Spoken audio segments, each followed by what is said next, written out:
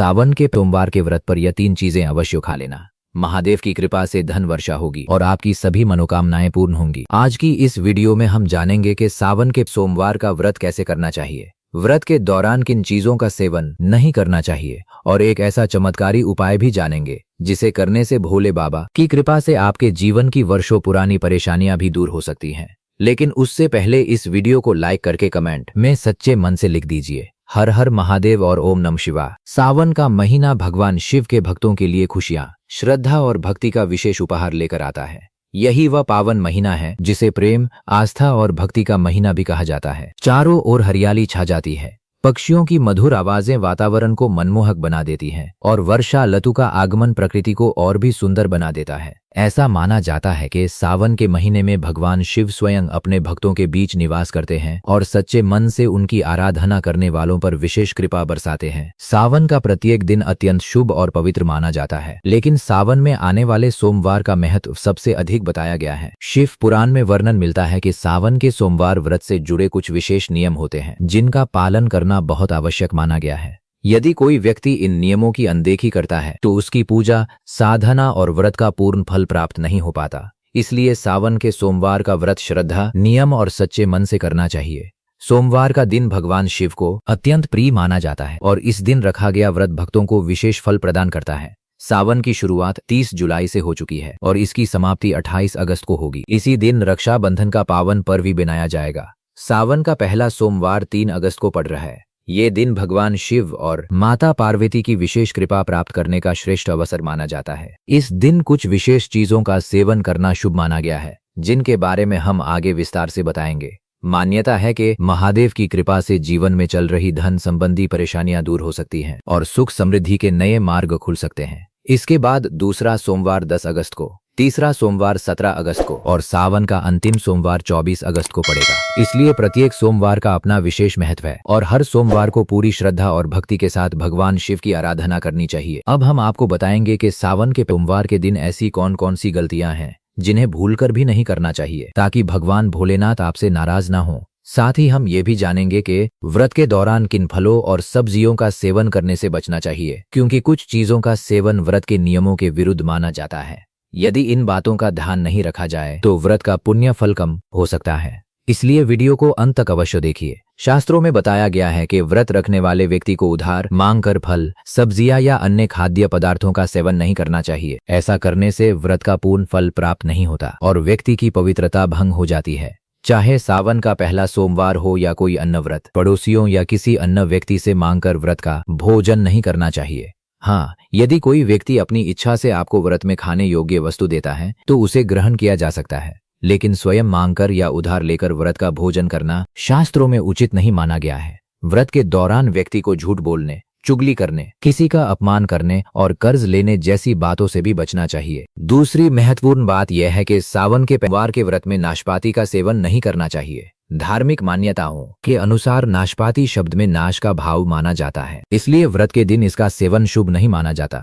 सामान्य दिनों में आप इसका सेवन कर सकते हैं, लेकिन जिस दिन व्रत हो उस दिन इससे परहेज करना बेहतर माना गया है। इतना ही नहीं, भगवान शिव को भी नाशपाती अर्पित नहीं करनी चाहिए। तीसरी सावधानी कुट्टू और सिंघाड़े के आटे से जुड़ी हुई है। यदि ये आटा बहुत पुराने समय से रखा हुआ है तो उसका सेवन नहीं करना चाहिए। लंबे समय तक रखे गए आटे में घुन या छोटे छोटे कीड़े पड़ सकते हैं, जो कई बार आसानी से दिखाई भी नहीं देते। ऐसे आटे का सेवन व्रत की शुद्धता को प्रभावित कर सकता है, इसलिए व्रत के दौरान हमेशा ताजा और साफ आटे का ही उपयोग करना चाहिए। सावन का महीना अत्यंत पवित्र माना जाता है, इसलिए इस दौरान शुद्धता और सात्विकता का विशेष ध्यान रखना चाहिए। अब बात करते हैं भगवान शिव को अर्पित किए जाने वाले बेलपत्र की। सावन के सोमवार पर महादेव को बेलपत्र अर्पित करना अत्यंत शुभ माना जाता है, लेकिन कुछ बातों का ध्यान रखना भी आवश्यक है। पौराणिक मान्यताओं के अनुसार बेलपत्र भगवान शिव को अत्यंत प्रिय है। माना जाता है कि बेलपत्र अर्पित करने से भगवान शिव का मस्तक शीतल रहता है और भक्त के जीवन से दरिद्रता दूर होती है। इसके प्रभाव से व्यक्ति के जीवन में सुख, सौभाग्य और समृद्धि का आगमन होता है। बेलपत्र का महत्व बहुत ही विशेष बताया गया है। कहा जाता है कि तीनों लोकों में जितने भी प्रमुख तीर्थ स्थल हैं, उनका निवास प्रतीकात्मक रूप से बेल वृक्ष के मूल भाग में माना गया है। यही कारण है कि बेल वृक्ष को अत्यंत पवित्र माना जाता है। धार्मिक मान्यता है कि यदि किसी घर के मध्य भाग या पूर्व दिशा में बेल का वृक्ष लगा हो तो वहां धन धान्य की कमी नहीं रहती और परिवार में सुख समृद्धि बनी रहती है। शास्त्रों में बताया गया है कि चतुर्थी, अष्टमी, नवमी, चतुर्दशी, अमावस्या तिथि, संक्रांति के समय तथा सोमवार के दिन बेलपत्र नहीं तोड़ना चाहिए।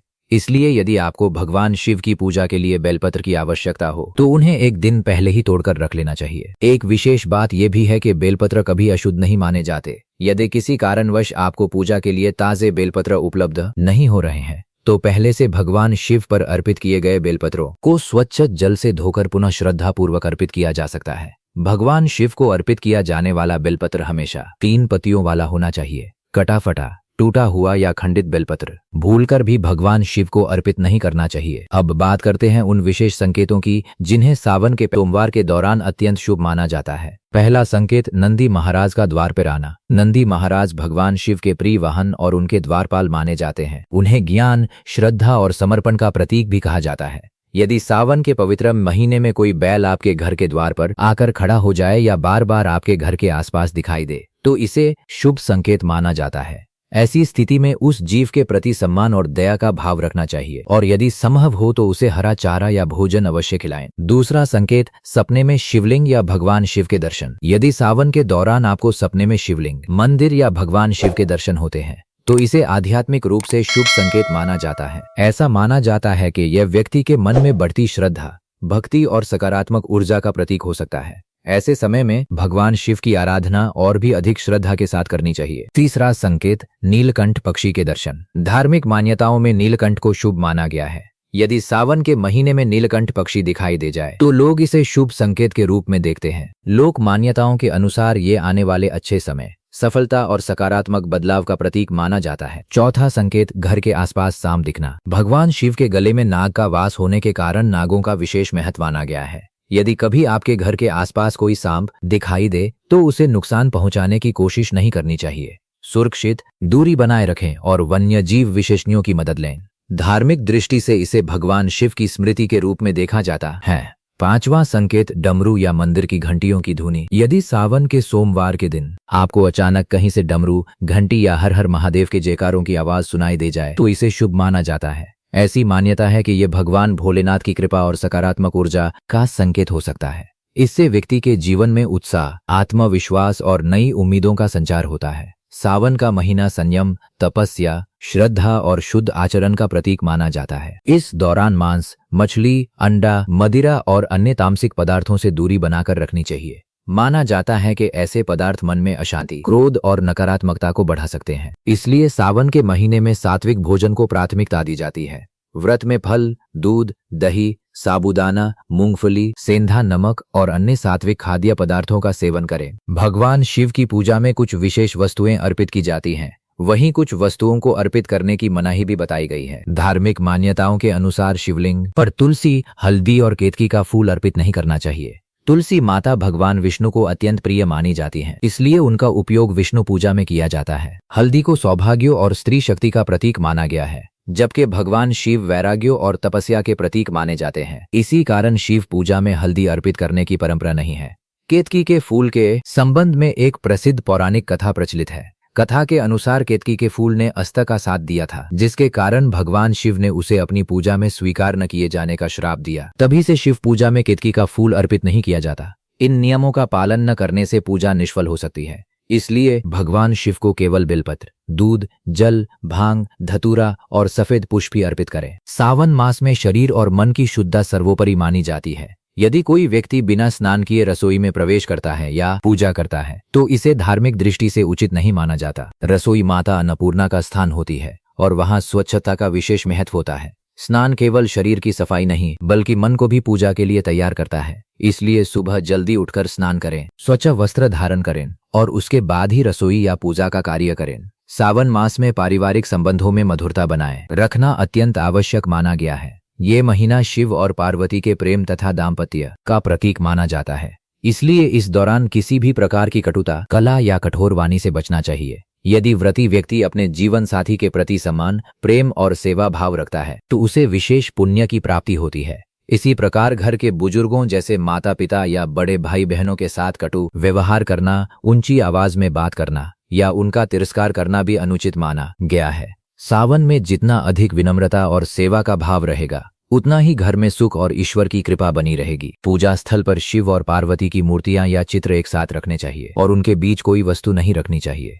कई बार लोग अनजाने में शिव पार्वती की मूर्तियों को दूर दूर रख देते हैं या उनके बीच अगरबत्ती, दीपक या फूल रख देते हैं। ऐसा करने से यह संकेत माना जाता है कि उनके बीच दूरी है, जो वैवाहिक जीवन में मनमुटाव का कारण बन सकती है। शिव पार्वती का मिलन प्रेम, त्याग, समर्पण और स्थिरता का प्रतीक माना जाता है। इसलिए ध्यान रखें कि दोनों मूर्तियां साथ रखी जाएं और एक दूसरे की ओर मुख किए हों। अब जान लेते हैं कि सावन में कौन कौन सी ऐसी विशेष वस्तुएं हैं जिन्हें हर सुहागन स्त्री को अवश्य धारण करना चाहिए। मान्यता है कि इन्हें धारण करने से माता पार्वती और भगवान शिव शीघ्र प्रसन्न होते हैं तथा माता लक्ष्मी भी ऐसे घर में स्थायी निवास करती हैं। पहला, बिंदी। सावन में माथे पर लगाई जाने वाली बिंदी सौभाग्य, पवित्रता और तीसरी आंख का प्रतीक मानी जाती है। विशेष रूप से हरे, लाल या सिंदूरी रंग की बिंदी स्त्री के सौंदर्य को निखारती है और शिव पार्वती की कृपा का संकेत मानी जाती है। बिंदी को आज्ञा चक्र का केंद्र माना जाता है, जहां मन और ध्यान केंद्रित होता है। बिंदी लगाने से मानसिक शांति और एकाग्रता में वृद्धि होती है।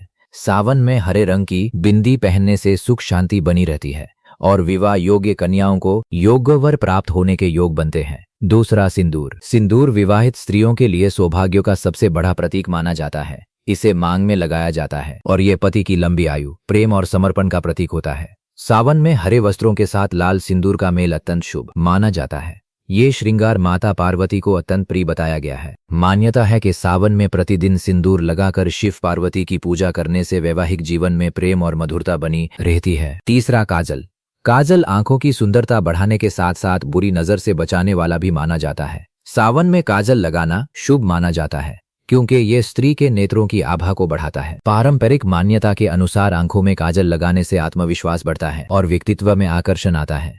सावन के दिनों में प्राकृतिक तत्वों से बने काजल का प्रयोग विशेष रूप से लाभकारी माना जाता है। चौथा, हरी चूड़ियां। चूड़ियां स्त्री के श्रृंगार का महत्वपूर्ण हिस्सा है और विशेष रूप से हरी चूड़ियां सावन में अत्यंत शुभ मानी जाती हैं। हरा रंग हरियाली, प्रेम, समृद्धि और जीवन का प्रतीक है। मान्यता है कि सावन में हरी चूड़ियां पहनने से शिव पार्वती की विशेष कृपा प्राप्त होती है। चूड़ियों की मधुर खनखन घर में सकारात्मक वातावरण का निर्माण करती है। विवाह योग्य कन्याएं यदि सावन में हरी चूड़ियां धारण करें तो उन्हें योग्य जीवन साथी प्राप्त होने के योग बनते हैं। पांचवां, मांग टीका।